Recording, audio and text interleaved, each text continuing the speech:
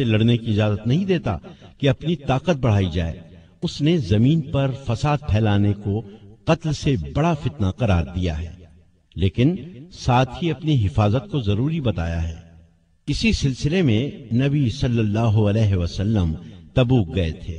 ابو بکر صدیق رضی اللہ عنہ نے بھی آپ کی اسی سنت پر عمل کیا کہ ان کے حملہ آور ہونے کا انتظار کرنے کے بجائے آگے بڑھ کر ان کا مقابلہ کیا جائے۔ سیدنا ابو عبیدہ بن جراح رضی اللہ عنہ مدینہ منورہ سے روانہ ہوئے تو ان کے ساتھ کوئی بڑی فوج نہیں تھی، لیکن ان کا دل اس یقین سے لبریز تھا کہ دشمن کتنا بھی طاقتور ہو ہمارے سامنے نہیں ٹھہر سکے گا۔ اس یقین کی اصل وجہ اللہ کی امداد پر پورا بھروسہ تھا۔ غزوہ بدر، غزوہ احد، غزوہ احزاب اور غزوہ خیبر میں انہوں نے اس غیبی امداد کو اپنی آنکھوں سے دیکھا تھا۔ رسول اللہ صلی اللہ علیہ وسلم کے زمانے میں لڑی جانے والی ان سب جنگوں میں مسلمانوں کی تعداد کافروں کے مقابلے میں بالکل کم تھی، لیکن فتح مسلمانوں ہی کو حاصل ہوئی۔ دوسری طرف رومی بھی جنگ کی زبردست تیاریاں کر رہے تھے۔ وہ لڑائی میں کچھ کم ماہر نہیں تھے۔ ان کو ہر طرح کی امداد پہنچانے کے لیے ان کی پشت پر ایک بڑی سلطنت تھی۔ بہرحال ابو عبیدہ رضی اللہ عنہ کے راستے میں سب سے پہلے بصرہ کا شہر آیا۔ انہوں نے اس شہر کو نہایت آسانی سے فتح کر لیا۔ رومیوں نے اپنی طرف سے پوری تیاری کر کے مقابلہ کیا تھا۔ بصرہ کے بعد انہوں نے مآب بھی بہت آسانی سے فتح کر لیا۔ بہت خوب، یہ تو بہت مزے کی بات ہو گئی۔ بے شک یہ ابتدائی فتوحات سیدنا ابو عبیدہ رضی اللہ عنہ نے اللہ کی مدد اور ایمانی جذبے ہی سے حاصل کی۔ ان دو مقامات کی فتح کے بعد آپ جابیہ پہنچ کر رک گئے تاکہ اندازہ لگا سکیں کہ رومی اب کیا کرنے والے ہیں۔ ادھر دو جنگیں ہارنے کے بعد رومی ہوشیار ہو گئے تھے۔ پہلے وہ اس خوش فہمی میں مبتلا تھے کہ مسلمان ہمارے مقابلے میں ہیں ہی کیا، لیکن اب انہیں اندازہ ہوا کہ ان کا مقابلہ معمولی انسانوں سے نہیں ہے۔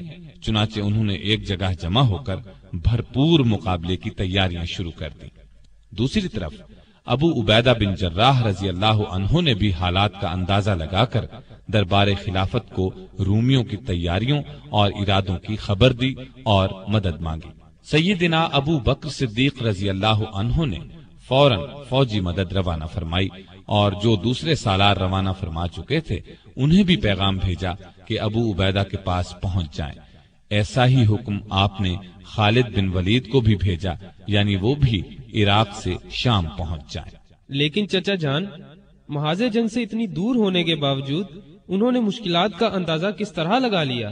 بات یہ ہے کہ جو لوگ اللہ پر سچے دل سے ایمان لاتے ہیں، اس کے احکامات پر پوری طرح عمل کرتے ہیں، اللہ تعالیٰ ان کی خاص مدد فرماتا ہے اور بعض دفعہ ان کے ذہنوں میں درپیش حالات سے نمٹنے کی تدبیریں سجھا دیتا ہے۔ تو سیدنا ابو بکر صدیق رضی اللہ عنہ کو بھی اس غیبی تائید الہی سے جنگ کے محاذ پر پیش آنے والی مشکلات کا اندازہ ہو گیا تھا۔ چنانچہ انہوں نے تمام سپہ سالاروں کو حکم دیا کہ ابو عبیدہ کی مدد کے لیے پہنچ جائیں۔ جب سب لشکر ان کے پاس پہنچ گئے تو سپہ سالار خالد بن ولید رضی اللہ عنہ کو بلا لیا گیا، اس لیے کہ وہ بہت زیادہ بہادر تھے اور جنگی تدبیریں اختیار کرنے میں اللہ نے انہیں خاص قابلیت عطا کی تھی۔ اس موقع پر انہی کو سالار اعلیٰ بنانا مناسب تھا۔ غزوہ موتا میں کامیابی حاصل کرنے پر رسول اللہ صلی اللہ علیہ وسلم نے انہیں سیف اللہ یعنی اللہ کی تلوار کے لقب سے نوازا تھا۔ جنگ جیتنے کی خاص صلاحیتیں اللہ تعالیٰ نے انہیں عطا فرمائی تھی۔ سالار اعلیٰ بن کر انہوں نے اپنی قابلیت اور بہادری کا پورا ثبوت دیا۔ رومی بادشاہ نے اپنی فوج کے سالاروں کے مشورے سے جنگ کا ایسا نقشہ بنایا تھا کہ لازمی طور پر فتح حاصل ہو اور مسلمانوں کا اس طرح خاتمہ ہو جائے کہ وہ پھر مقابلے میں آنے کے قابل نہ رہیں۔ اس نے حکم دیا تھا کہ مسلمانوں کو اکٹھا نہ ہونے دیا جائے اور رومی فوج یرموک کے میدان میں جمع ہو کر مسلمانوں پر بھرپور حملے کی تیاری کرے۔ یرموک کی لڑائی تاریخ کی بہت بڑی جنگ گنی جاتی ہے۔ اس میں رومیوں کی تعداد 2.5 لاکھ تھی، جبکہ مسلمان فوج صرف 40,000 تھی۔ جنگ کے ساز و سامان میں بھی رومی بہت بڑھے ہوئے تھے۔ ان کی فوجی تربیت بھی زبردست انداز میں ہوئی تھی، لیکن دوسری طرف بھی آخر سیف اللہ تھے۔ خالد بن ولید رضی اللہ عنہ نے بھی اللہ کی مدد سے ایسی جنگی تدبیریں اختیار کی اور مسلمان مجاہد ایسی بہادری سے لڑے کہ بہت تعداد اور بھاری ہتھیار کچھ بھی کام نہ آئے۔ رومی بدحواس ہو کر بھاگے، ان کی بہت بڑی تعداد ماری گئی۔ اللہ تعالیٰ نے مسلمانوں کو شاندار فتح سے نوازا۔ یہاں یہ بات بھی جان لیں کہ اللہ کی طرف سے ایسی امداد حاصل کرنے کے لیے پکا سچا مسلمان ہونا ضروری ہے۔ مسلمان ہوں بھی حق پر، اپنی طرف سے انہوں نے جنگ کی تیاریاں بھی پوری کی ہوں۔ اس جنگ میں مسلمانوں کو اسی لیے فتح ہوئی تھی، وہ ان ظالم رومیوں کا زور توڑنے کے لیے شام آئے تھے جو بلا وجہ مدینے پر حملہ کرنے کی تیاری کر رہے تھے، اور انہوں نے جنگ کی پوری تیاری بھی کی تھی۔ ایک روایت کے مطابق جنگ یرموک میں کئی سو ایسے صحابہ شہید ہوئے جنہوں نے غزوہ بدر اور غزوہ احد میں شرکت کی تھی۔ تب تو مسلمانوں کا بہت نقصان ہوا۔ اسے نقصان نہیں کہنا چاہیے۔ اللہ کے ان خاص بندوں کی زندگیوں کا تو سب سے بڑا مقصد ہی یہی تھا کہ اللہ کے لیے اپنا سب کچھ قربان کر دیں۔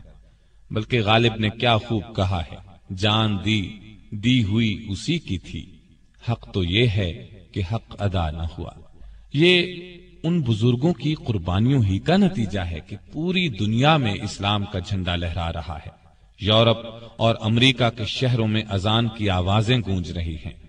شام میں لڑی جانے والی اور لڑائیوں کا حال سنانے سے پہلے یہ بتاتا چلوں کہ 22 جمادی الثانیہ 13 ہجری کو سیدنا ابو بکر رضی اللہ عنہ کا انتقال ہو گیا اور ان کی جگہ سیدنا عمر فاروق رضی اللہ عنہ خلیفہ بنائے گئے۔ انہوں نے خلافت کا منصب سنبھالنے کے کچھ دن بعد ہی سیدنا خالد بن ولید رضی اللہ عنہ کو ان کے عہدے سے ہٹا کر سیدنا ابو عبیدہ بن جراح رضی اللہ عنہ کو اسلامی افواج کا سالار اعلیٰ بنا دیا۔ یہ کیا؟ انہوں نے ایسا کیوں کیا؟ اس سلسلے میں 2 روایات ہیں۔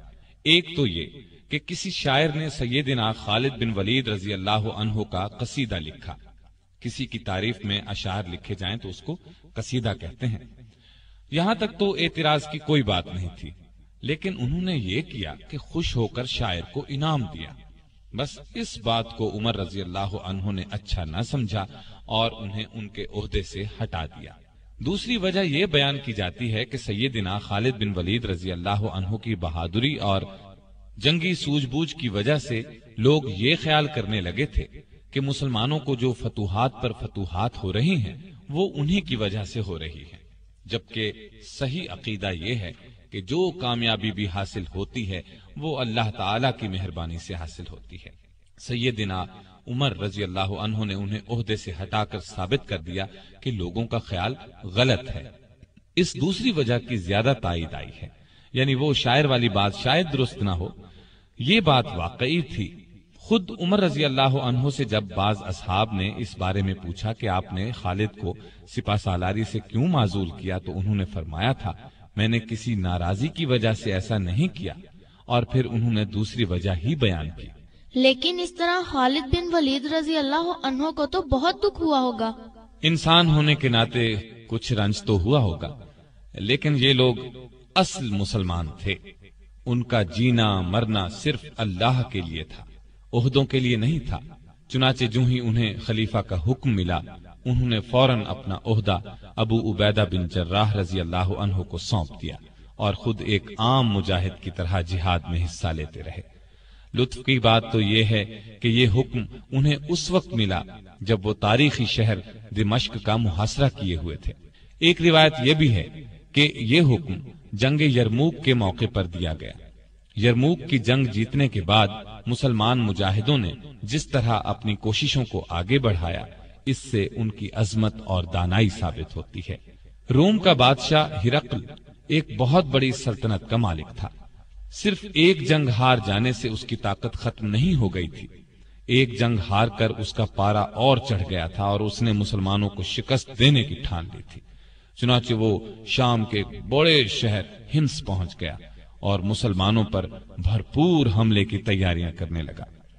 ایسی صورت میں ضروری تھا کہ مسلمان بھی اپنی پوری قوت اس کی فوج کا مقابلہ کرنے کے لیے جمع کرتے، لیکن انہوں نے تو کمال کر دیا۔